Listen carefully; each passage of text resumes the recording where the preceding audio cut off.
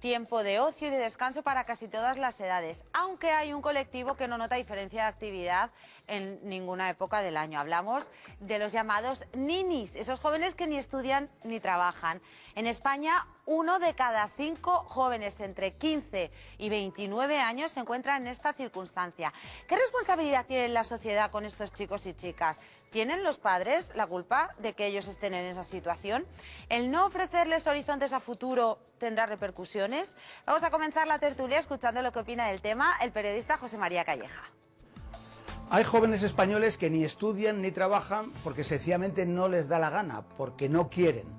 Llaman mucho la atención, son un desastre para sus familias, son un desastre para ellos mismos, aunque ellos mismos no lo sepan. Y estos jóvenes que tienen mucha pegada informativa son una minoría. Luego hay jóvenes que han estudiado y no pueden seguir estudiando, han acabado su ciclo formativo y no pueden seguir estudiando sencillamente un máster porque sus padres posiblemente no tengan dinero para pagarlo. Y querrían trabajar, pero no pueden trabajar porque sencillamente el mercado está cerrado para ellos. Hay algunos jóvenes de estos que trabajan pero en unas condiciones lamentables, con unos salarios paupérrimos. Y luego tenemos unos jóvenes que ni estudian ni trabajan en España, que se han tenido que ir a trabajar, que se han tenido que ir a estudiar fuera, perdiendo una riqueza enorme este país, porque es gente que brillante, profesional, trabajadora, bien preparada, que dará su rendimiento en otros países y que aquí no vamos a poder disfrutarlos. El problema de la gente que ni estudia ni trabaja se lleva por delante el 19% de la población juvenil en el conjunto de España y el 23% en Extremadura. Deberíamos tener en cuenta estos datos, pero procuremos no acercarnos al problema con esa frivolidad de que la gente no estudia y no trabaja porque no le da la gana. Son los que más llaman la atención, pero no son los más importantes. Pues vamos a abordar ese tema con los invitados que vienen hoy a la mesa de Extratarde. Fernando Cumbres, abogado, muchas gracias, buenas tardes. Muy buenas tardes. Elena Ruiz, presidenta del Consejo de la Juventud de Extremadura. Hola, muchas gracias, buenas tardes por estar aquí. Y Eva Flores, socióloga, muy buenas tardes. Buenas tardes. Nos decía José María Calleja, no lo tomemos con frivolidad porque ni estudian ni trabajan, pero no porque no les dé la gana. No sé si estáis de acuerdo con esa reflexión. Bueno, hay que diferenciar, ¿no?, a los abocados que a los que están, digamos, porque están forzados y los que están abocados a ser ninis, y a los que se ven, digamos, por gusto, porque ellos toman esa opción. Entonces hay que diferenciarlos claramente. ¿Tú crees que existen...? Sí, hay que diferenciarlos, exactamente. Hay quien tiene la necesidad y el deseo de trabajar, de buscar una formación tanto educativa como laboral y no tiene esa opción, de dar cuenta de la crisis que estamos viviendo, y otros que es una opción personal, que no tienen el deseo y que viven en la apatía.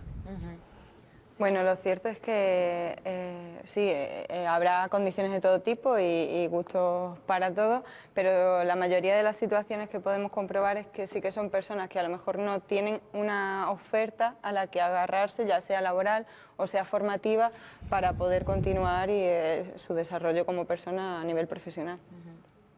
Los ninis siempre se ha considerado el joven situado en la proporción de edad entre 15 y 25 años que ni estudia ni trabaja por voluntad propia.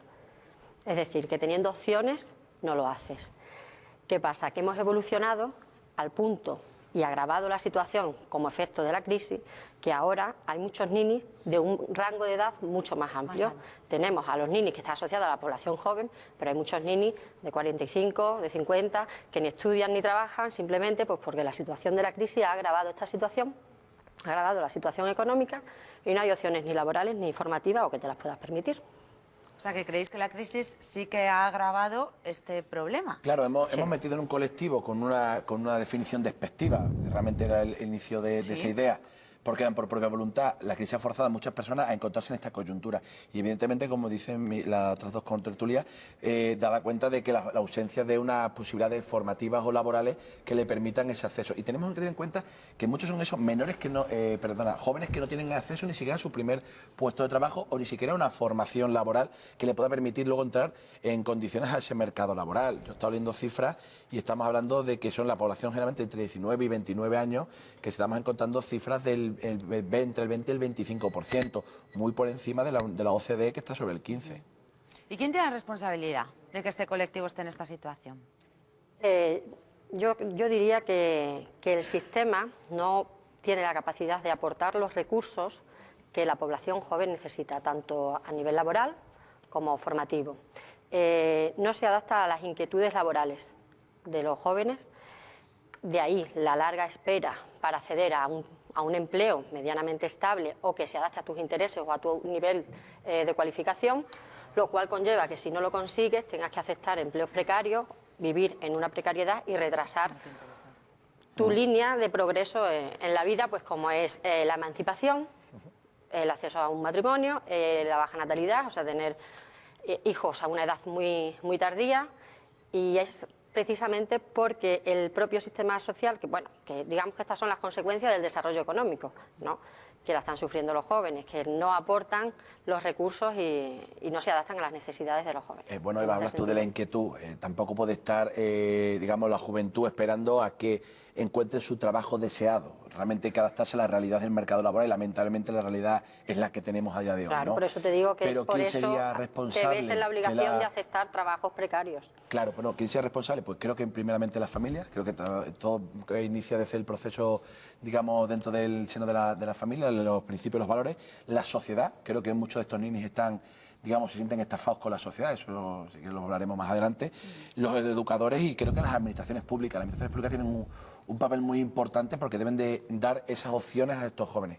Existe una falta de compromiso institucional. Pues Ana nos va a aportar datos sobre estos jóvenes ninis que ni estudian ni trabajan. Hemos elaborado un gráfico con el porcentaje, bueno, son datos del Ministerio de Educación, Cultura y Deporte. Vamos a ver el porcentaje de ninis, ya no solo del año 2015, sino del año 2014, para que podáis evaluar y ver este pequeño descenso. En el año 2014, el 20,7% de los jóvenes entre 15 y 29 años ni estudia ni trabaja.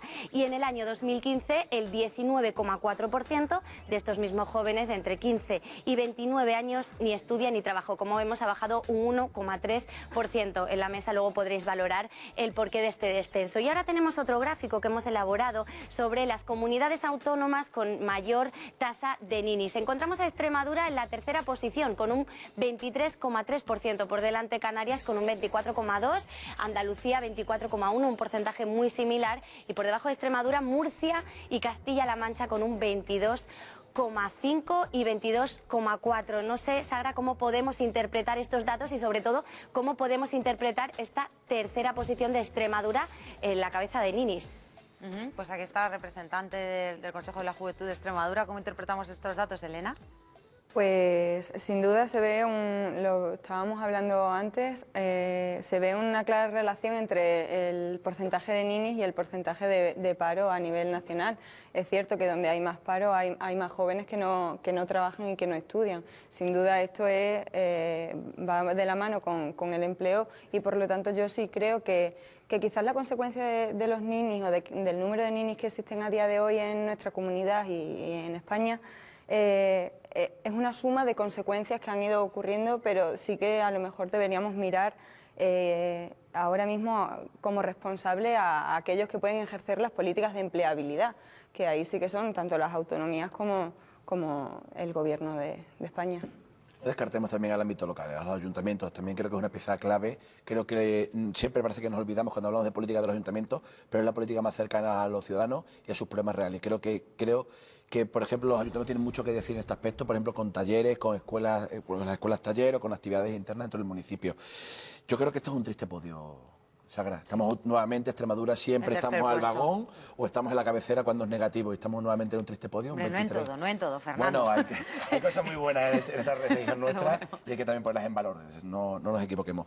Pero bueno, un 23,3% estamos hablando de una cifra, pues como bien dicen, pues aparejada al paro y como bien ha apuntado antes Eva, pues al final supone que los jóvenes tienen que posponer proyectos vitales. Y ahí enlazaría con otro de los grandes problemas de este país, la natalidad. Porque cuanto más tarden los jóvenes en entrar en el mercado laboral, va a suponer un retraso en la opción, digamos, de estos jóvenes a ser padres y por extensión la natalidad, que estamos al final en un país envejecido. Y si a la postre estos ninis que están abocados a ser ninis, que están formados, se marchan fuera de nuestras fronteras, pues estamos ahondando mucho más en la herida, que es sangrante. España al final puede terminar muriendo lentamente desangrada por situaciones como esta. Estudio que hicimos nosotros Para el Consejo de la Juventud valorábamos datos del año 2015 en una media del 28,1% de tasa de desempleo. Pues de esa media de tasa de desempleo en la población total, el 12,70% era población joven, entre 15 y 29 años. Y es que existe una falta de compromiso institucional en el que se le pueda aportar a los jóvenes, digamos, información o facilidades para pasar de la formación al empleo, de la creación de tu familia a tu propia familia. Digamos que hay procesos de transición en los que no se le ayuda de manera institucional, social, por parte del sistema, ¿no? Y esto conlleva pues a lo que estaba comentando Fernando y a lo que habíamos comentado antes, a una extensión en el tiempo de tus circunstancias vitales y que además hace que a largo plazo se produzca, por ejemplo, en Extremadura, un problema de despoblación. En Extremadura hay 229 municipios con menos de 200 jóvenes. Y eso es un problema de despoblación que de cara a unos 10 años aproximadamente lo sufriremos. Si no se remedia, se verán consecuencias. ¿Y qué pasa con esa parte de estos niños, como decía Fernando, que no quieren estudiar ni trabajar por decisión propia? Bueno, porque eso es cultural, social, no sé. Bueno, vamos a ver, tenemos que volver al dato, ¿no? He dado un dato de 0,15 a los 29 años estábamos, ¿vale? Evidentemente los menores de edad ya, hay un factor educativo y un factor, digamos, de los padres. Cuando una persona ya es mayor de edad, lamentablemente es una decisión personal y tiene que ver cómo quiere orientar su vida. La familia lo único que puede hacer es ayudarlo, orientarlo, asesorarlo, pero no puede imponerle nada. También es cierto que ya con menores de edad también la ley está muy limitada.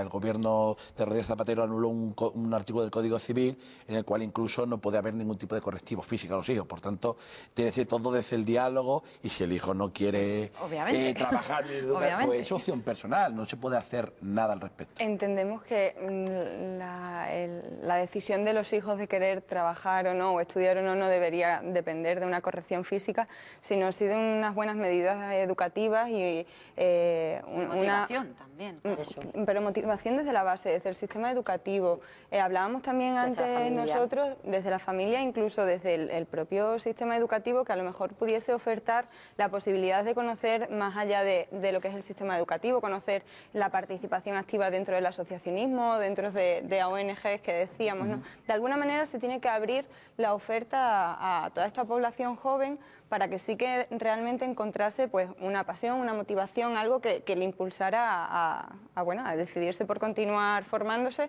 o a lo mejor no quiere seguir estudiando y debemos hacer crear una serie de empleos que requieran una capacitación menor o menos formación. Vamos a escuchar una de las preguntas que nos hacen ciudadanos a los que por supuesto les preocupa esta situación en sus familias. Tengo una pregunta. Extremadura es una de las regiones con más ninis de toda España, o sea, personas que ni estudian ni trabajan. Y quería saber cuál es la razón. Bueno, sobre eso estábamos hablando precisamente. ¿Qué razones podrían existir? En la actualidad, lo hemos comentado al comienzo del programa, las altas tasas de desempleo ya conlleva por sí ciertas consecuencias, pues como son el acceso tardío a la emancipación, el quedarte en casa y si te quieres emancipar bien con tu pareja o contraer matrimonio, todo se retrasa, quería decir, y ahora mismo la justificación que yo le veo, porque es que yo no considero, sí que hay cierto porcentaje de la población joven que ni estudia ni trabaja porque no quiera, pero creo que son porcentajes muy bajos en la actualidad.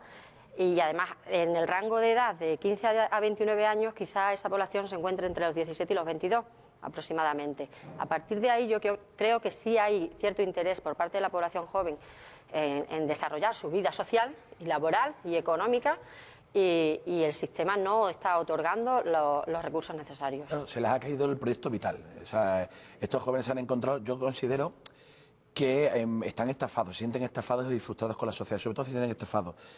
Yo pertenezco a ese ratio, bueno, un poquito, tengo 30 años, y cuando yo era joven iba a empezar... Entonces ya no. He salido por unos meses. Por un año. Según la estadística, por un año. Pero bueno, casi estoy ahí.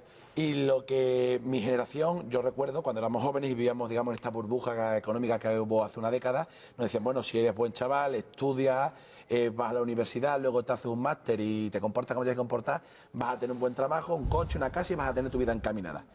Eso se ha destruido. Eso ya al final con la crisis lo que ha producido es que todo eso es mentira. Pero es que no es que haya desaparecido el sistema como tal, sino que al final hay un sentimiento de estafa, que ha caído la juventud en ¿qué? En una apatía.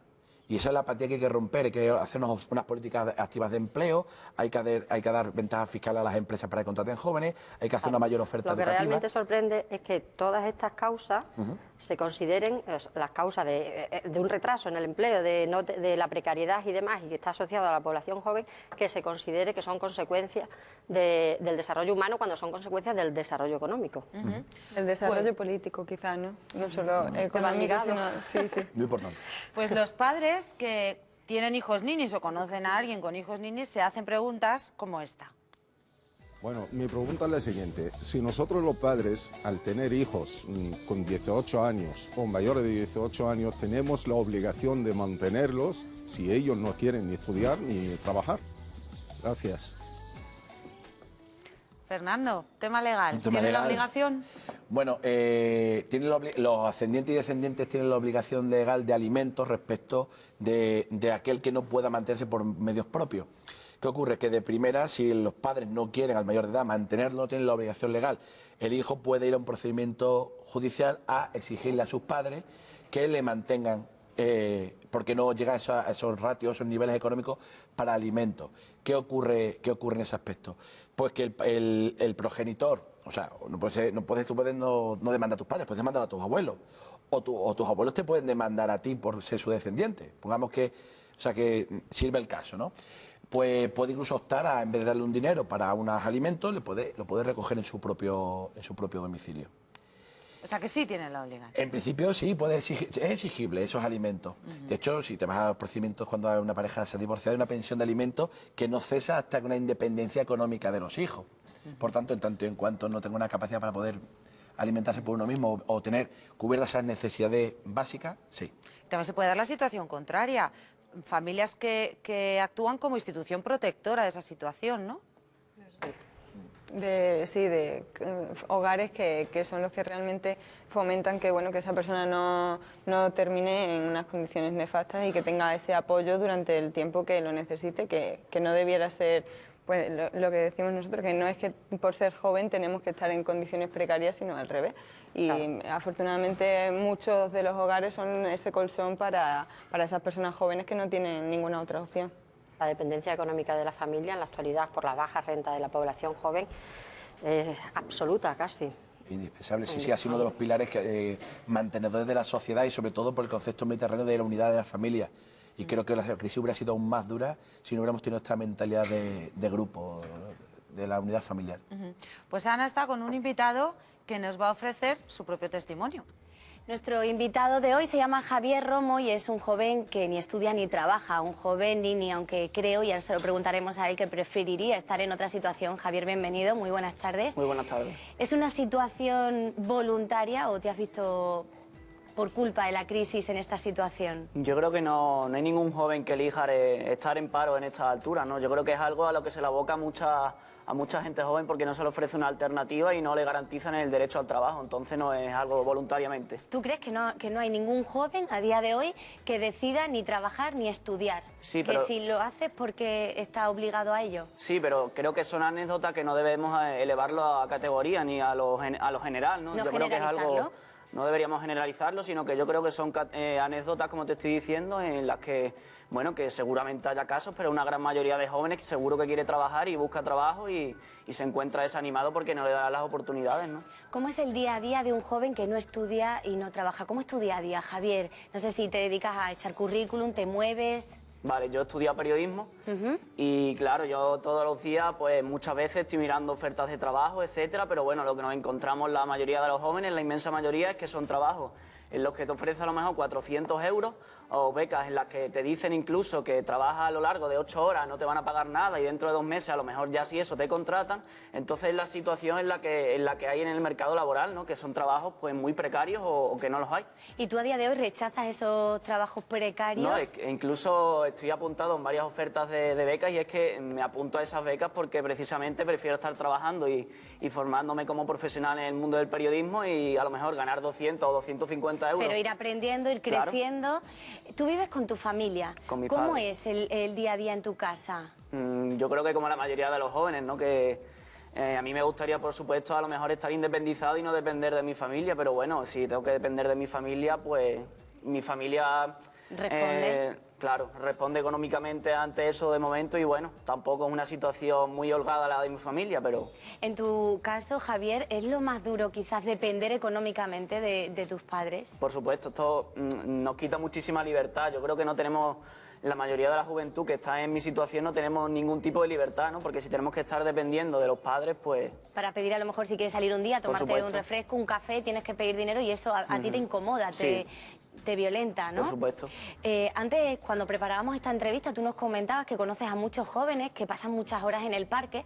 ¿Tú sientes ese desánimo? Sí, yo creo que hay muchísimos jóvenes en nuestra tierra que se encuentran atrapados en esa situación, en un círculo vicioso en el que nadie les da oportunidades porque, bueno, hemos visto que las reformas laborales pues no le han ni mucho menos beneficiado a esa juventud, sino ¿Sí? que ha perjudicado mucho a los derechos de los trabajadores jóvenes. Entonces yo creo que está en un círculo vicioso en el que mucha gente, pues bueno, acaba en el parque, pues yo qué sé, bebiendo lo que sea o, bueno, haciendo lo que consideren, pero yo creo que es una situación, la verdad, que lamentable que se le dé la espalda a la juventud, ¿no? Tú tienes estudios universitarios, pero no sé si piensas, Javier, que es más complicado cuando aún no tienes estudios o tienes una educación básica. Al respecto sí me gustaría contar una anécdota, y ¿Sí? es que yo estoy ahora mismo, por ejemplo, buscando trabajo en Irlanda, ¿no? Entonces, cuando tú vas al exterior, sí es que te piden que tengas estudios universitarios, pero para a lo mejor fregar platos o para estar de camarero. Sin embargo, la mayoría de las empresas no quieren a gente que no haya estudiado. O sea que es más difícil incluso a la gente que no haya estudiado. Pero a ti te piden una licenciatura o una diplomatura No para me lo piden, fregar pero platos, sí que te lo dan prefieren. puntos. Sí, claro, que sí que prefieren, si se presenta alguien que haya estudiado un grado o una licenciatura, a alguien que no lo haya hecho. Entonces, ¿Y a qué crees que responde eso, Javier? pues no lo sé, la verdad. ¿Cómo te ves en el futuro? ¿Te vas a ir a Irlanda? ¿Prefieres quedarte aquí fregando platos, por ejemplo, como acabas de decir? ¿Vas a seguir formándote? Hombre, la verdad que yo veo el futuro bastante negro en las circunstancias en las que nos encontramos, pero bueno, yo creo que no debemos de perder la resignación y seguir luchando y buscando trabajo y yo sí, estoy buscando constantemente trabajo, aunque no esté asegurado para una gran mayoría de los jóvenes el trabajo, ¿no? Estamos hablando, ni estudian ni trabajan. Actualmente no. Estudiar, pero a lo que me refiero, estudiar. ¿Tratas de formarte, de hacer cursos, de Sí, es más. seguir reciclándote? Por supuesto, he echado, por ejemplo, ofertas para máster para el año que viene. Lo que pasa es que también dependen mucho de la mayoría, como nos pasa, nos dependemos de la beca. Entonces eso es otro límite también, ¿no? Para seguir formándote. ¿Tienes más conocidos en tu misma situación? Sí. ¿Y tú imaginaste cuando empezaste tu carrera que ibas a ser periodista, que te verías siendo un joven un joven nini? La verdad que al principio de la carrera los primeros profesores sí nos lo advertían que el mundo del periodismo iba a ser muy difícil y que era una de las carreras con más paro, pero bueno, si algo te gusta verdaderamente no tienes por qué buscar siempre el beneficio económico, ¿no? Sino el beneficio personal y si puedes trabajar de ello, pues adelante. ¿Tú no te vas a rendir? No, ¿Vas a no. seguir peleando? ¿Vas a seguir formándote? ¿Qué mensaje le mandaría a otros jóvenes que puedan estar ahora mismo viéndonos en el sofá, desanimados, con depresión, con pena? ¿Qué les dirías? Pues que no se rindan y que aparte de echar currículum, yo creo que hay que luchar porque la juventud siempre hemos tenido que luchar los que menos tenemos, ¿no? Por así decirlo. Y para conseguir nuestros derechos, como en este caso el derecho al trabajo y que las reformas laborales que han impuesto estos gobiernos no nos perjudiquen todavía más y que pongan otro tipo de condiciones peores, pues que a la vez que echen currículum, que sigan luchando y que no se desanimen, que bueno, que la culpa no es suya y que es a lo que le ha abocado el sistema. ¿Te molesta la palabra nini? ¿Te molesta, por ejemplo, que hoy tú estabas diciendo que no se generalice? Porque al final no hay que generalizar, porque cada uno tendrá su situación personal. No, a mí es que no me guste ni me deje de gustar porque yo no me siento avergonzado por no trabajar ni estudiar porque yo no lo he elegido, sino que la situación en la sociedad en la que estamos me la ha impuesto. Sin embargo, mucha gente sí lo utiliza despectivamente ¿Sí? y yo creo que no se debe generalizar despectivamente en público, ¿no? La palabra nini. Pues Javier, te queremos dar las gracias por habernos contado tu testimonio porque nos ha sido de muchísima utilidad. Te deseamos también muchísima suerte y lo que tú dices, esa positividad, esas ganas de levantarse cada mañana, formarse, intentar hacer un máster, porque al final hay muchas posibilidades, ¿verdad, Javier? Pues muchas gracias de verdad por habernos acompañado. Tenemos que volver a nuestra mesa de tertulia y bueno, Sagra, tenemos muchísimos, ha dado muchísimas notas que podéis seguir ampliando y debatiendo en la mesa de tertulia. Pues sí, porque ese testimonio de primera mano de un joven, en este caso Javier, que está viviendo esa circunstancia, que yo no sé, a los contertulios de la mesa, si más que viviendo, padeciendo esa circunstancia, ¿no? ¿Qué opináis? Sí, en relación a lo que le preguntaba Ana a Javier, que si le gustaba lo de nini, nosotros intentamos no utilizar ese término mucho porque sí que ha llegado ya a un punto en el que es un poco denigrante, ¿no? En inglés se utiliza NEET, que significa que, bueno, que ni estudian, ni trabajan, ni están en proceso de formación, ni se están entrenando, de training. Y bueno, no está todavía tan desgastado ese término aquí, porque sí que es verdad que al final te clasifican en una situación precaria y abocada al fracaso casi, entonces, bueno, pues preferimos no etiquetar. Efectivamente. Y sí que me gustaría decir, bueno, estaban hablando de la obligación, ¿no? de la situación obligada a la que llegan estas personas cuando, habiendo estudiado, por ejemplo, se tienen que ir al extranjero. Es muy alta la tasa de migración que existe de personas jóvenes de Extremadura. De hecho, es una de las más altas de España. Somos casi el 50% de la tasa migratoria de personas jóvenes hacia el extranjero, solo Extremadura. Eso solo supone que nuestros jóvenes no tienen una oferta real de empleo ni de formación posgrado, ¿no? Porque sí que es cierto que muchos estudian, pero estudian una carrera de base y al final se tienen que ir fuera. A ver, la familia suele pagarte la carrera. Una vez que terminas la carrera, o te buscas un trabajo si quieres hacerte el máster o quieres hacer formación posgrado, o te vas a la formación gratuita si no te la puedes permitir y si tu familia no puede permitirse mantener ese ritmo formativo. ¿Qué suele pasar? La formación gratuita suele estar por debajo de tu titulación o de la titulación a la que tú has optado. Y ahí viene la frustración o que nos quedemos con ese trabajo precario que hemos conseguido. Un consejo: los jóvenes no deben ser conformistas, deben ser conscientes de que si estás trabajando en un trabajo precario para conseguir un máster o una titulación posgrado que seamos conscientes de que ese trabajo es un trabajo temporal que a ti te va a servir para conseguir unos objetivos. Y una vez que tú hayas conseguido tus objetivos académicos, te pones a buscar trabajo con tu currículum académico ya formalizado. A veces nos desanimamos, abandonamos el nivel formativo que estemos ejecutando y nos mantenemos con un trabajo precario que cuando tú tienes 24 años o 25 años, ganas 700 euros, eres el rey del mambo. Pero cuando pasas de los 30 y quieres emanciparte, pues con ese dinero no haces nada. Vamos a ver, porque creo que para mí, Javier, el caso de Javier, lamentablemente, Javier está viendo la realidad del mercado, que mucha gente está intentando aprovecharse de esta gente, de esta situación. Para mí, Javier no sería un nini, creo que utilizamos un término que es para generalizar y que resulta despectivo. Javier se diferencia. Javier es un ejemplo de muchísimos jóvenes con formación. Hay que entender que muchos de estos considerados nini, aunque estamos utilizando, vuelvo a repetir, este término tan manido, tienen una formación cuanto menos universitaria. Y creo que lo que diferencia a Javier de los ninis que lo hacen por voluntad propia es su actitud. Javier lo ha dicho, busca trabajo, busca formación, busca opciones en el extranjero. Ese es el tema. Cambiar, Eva, la actitud. Lo que no podemos estar permanentemente esa mentalidad española, que es que yo creo que o nos empezamos a meter en la cabeza de que somos Europa y tenemos que cambiar nuestra mentalidad. Lo que no podemos pretender es que siempre venga un tercero a darnos el trabajo. O sea, que habéis dicho antes, no, que vaya buscando currículum. No, ¿y por qué no optamos también por el autoempleo? ¿Por qué no optamos por el emprendimiento? ¿Por qué no damos salidas profesionales a estos jóvenes? El empleo no quiere decir que no lo puedas crear. Bueno, yo te digo, yo tengo 30 años, te lo acabo de decir hace un momento, y yo me creé mi propio empleo. Sí, yo hice mi formación, vi la oportunidad y dije, y me lancé al vacío. Pero me refiero a que a buscar trabajo también puede ser que tú lo crees. Claro, pero yo me podía haber estrellado o no. Tiene un abanico muy amplio. Pero yo también podía haber hecho socio, buscar a alguien que me dé un trabajo. Claro pero que sí. yo opté por el autoempleo. Y creo que hay que potenciar políticas de autoempleo. Hay que mentalizar a la población de que no puede solo depender de un tercero. No podemos estar siempre esperando que un tercero saque la castaña del fuego, ni el Estado, ni un empleador. Y creo que es la opción. Creo que es la opción también plantear esas nuevas políticas y que el gobierno dé salidas profesionales en ese aspecto. Y creo que es todo la pesquería que se muerde la cola. Porque si estamos esperando desde el sofá, porque decía antes Ana, ¿qué le dirías a los espectadores que te ven desde el sofá? No esperes en el sofá, sal a la calle y busca una oportunidad, porque las oportunidades están ahí fuera, ¿eh? Que no sé si me has oído cuando estaba hablando. Sí, te he oído. Es que casi que nos estamos repitiendo. Claro. Bueno, pues entonces vamos a escuchar a Ana, que nos va a aportar más información sobre este colectivo de jóvenes del que trata nuestra mesa de tertulia de hoy. Ana. Muy atentos ahora a la mesa de tertulia al siguiente titular que también nos va a dar para debatir. Vamos a verlo, si os parece. En España trabajamos para los mayores, pero también para los ninis. 16,7 millones de españoles, de personas, sostienen los cimientos del país. Y no solo lo hacen para las personas mayores, sino también para esos jóvenes que no tienen una dedicación u actividad conocida. Y vamos a ver ahora un gráfico que hemos elaborado, porque los expertos dicen que hay motivaciones y hay que motivar a los jóvenes para que puedan salir de esta situación de ninis. ¿Cómo podemos evitar que tu hijo se convierta en un nini? Vamos a ver algunas de ellas. Las primeras, idiomas.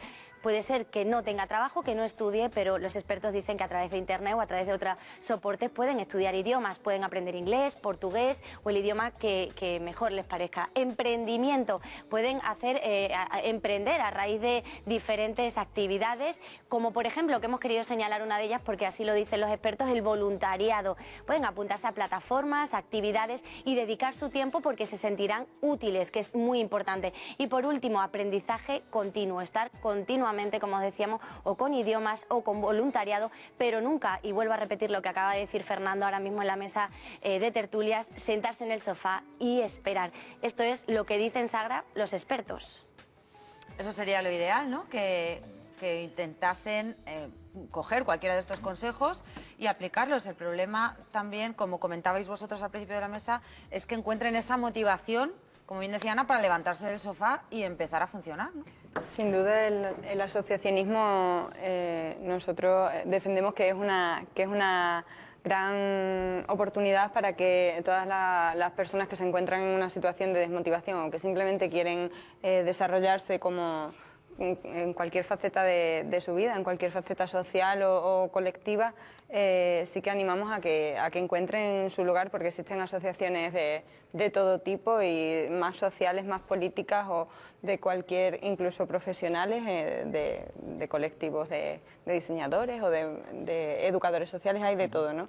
Entonces sí que animamos siempre a que encuentren un colectivo con el que se sientan parte, que encuentren ese punto en común, porque siempre al final van a conseguir que por lo menos no se desmotiven.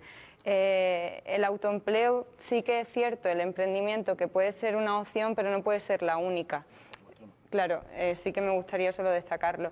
Y decíamos que la sociedad mantiene a nuestros mayores y a nuestros ninis.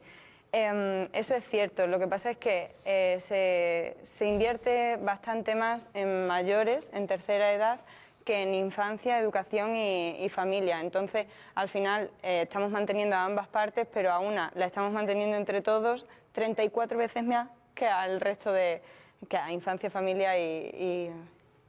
Así es. Los índices de dependencia, que miden el peso que soporta la población activa sobre la población joven menor de 15 años o la población mayor de 65, que está el índice de dependencia infantil o el índice de dependencia de mayores. Los índices de dependencia de mayores son mucho más amplios, no barajo ahora mismo los datos, pero los he estudiado y son bastante más amplios que los índices de dependencia infantil. Y es a eso. No hay que conformarse, debemos educar a nuestros hijos desde las dos instituciones más cercanas a ellos, la familia y la educación. Y debemos educarlos y enseñarlos a no ser inconformistas. El sistema te pone una serie de recursos y ahora en crisis estos recursos son menores. Debemos utilizarlos y sacar toda la productividad que tengamos, dado que el sistema no está conformando ni está aportando esa oferta necesaria que necesitan, que debería adaptarse a las inquietudes de los jóvenes. He comentado lo de los mayores. Evidentemente estamos en un país que está tendiendo a ser cada vez más longevo. ¿Por qué? Porque no estamos teniendo una tasa de reposición. Y creo que, vuelvo a incidir, también en las administraciones públicas, desde la oferta de laboral. Mira, ocurre mucho en el sector público, que hay funcionarios que se reenganchan, sobre todo de la sanidad. A los 65 años hay un médico que se reenganche hasta los 70 o 72. No. Usted no se reenganche, usted sale, se jubila y deja de entrar a los jóvenes. Porque al final esto va siendo un lastre para la sociedad, porque volvemos a lo mismo, no se plantean proyectos vitales. Y también un problema, la crisis económica también entiendo yo que ha sido también una crisis de valores, en todos los aspectos de la sociedad. ¿vale? Y eso también ha incidido en nuestros jóvenes, que han visto que el todo, ha habido un tiempo en el que el todo valía, y es un problema que estamos ahora, digamos, pagando. Entonces, yo creo que es muy importante lo que ha comentado Elena con aspectos sobre todo de voluntariado. Yo te voy a un ejemplo que creo que, si no me equivoco, se hace en Suiza, aunque no te puedo explicar con detenimiento. En Suiza, entre los 18 y 25 años, tienen durante el verano una obligación de hacer algún tipo de voluntariado, ¿vale? Los jóvenes, ya sea yéndose al ejército o haciendo una ONG o algún tipo de servicio público. Pues eso en Suiza se hace, y en Suiza es un país que todas las leyes que tiene se han votado por referéndum. O sea, si a los suizos les funciona, creo que es muy interesante que no necesariamente a lo mejor un servicio militar, que eso creo que ya en este país fue un avance, la eliminación de la mili, pero sí, digamos, dar muchas más opciones de voluntariado o servicio público a los jóvenes para crear conciencia. ¿Y qué va a ocurrir a futuro con esta generación? ¿Qué consecuencias puede tener para la sociedad? Pues la consecuencia que puede tener para la sociedad es lo que te comentaba antes de la despoblación, en el caso de Extremadura, y la exportación de capital social que estamos haciendo al extranjero. Y eso lo vamos eso al final va a repercutir sobre la sociedad que nos mantengamos en Extremadura o a nivel nacional en España. Si no ponen medidas y empiezan a fomentar a fomentar que los jóvenes se queden y a darles recursos para que se motiven, porque los jóvenes son nuestro futuro, es el día de mañana. Nosotros seremos mayores y los jóvenes serán lo que estamos aportando nosotros hoy. Entonces, si no hacen eso, si las instituciones, lo que tienen su papel institucional y social y político y económico, pues nos veremos evocados, sobre todo en Extremadura, a una despoblación importante, que repercutirá económicamente en nuestra región. Desde el Consejo Perdón. Pues no, se nos acaba el tiempo. O, dime, si es cortito, terminamos. Sí, no, solo destacar que los jóvenes no somos solo el futuro, sino que somos también el presente, y que además por eso pues ahora mismo tenemos unas 40.000 personas que necesitan tanto formación como empleo, y que ahí es donde tenemos que poner el punto de mira, y que ahí es donde tenemos que entre todos, lo que dice ella, para intentar que Extremadura no se quede sin población joven. Pues ese es el objetivo y esperemos que se consiga. Muchísimas gracias a los tres, Eva, Elena, Fernando. Esperemos que al menos hayamos podido hacerles reflexionar y a ver si entre todos conseguimos que esos jóvenes encuentren al menos un horizonte.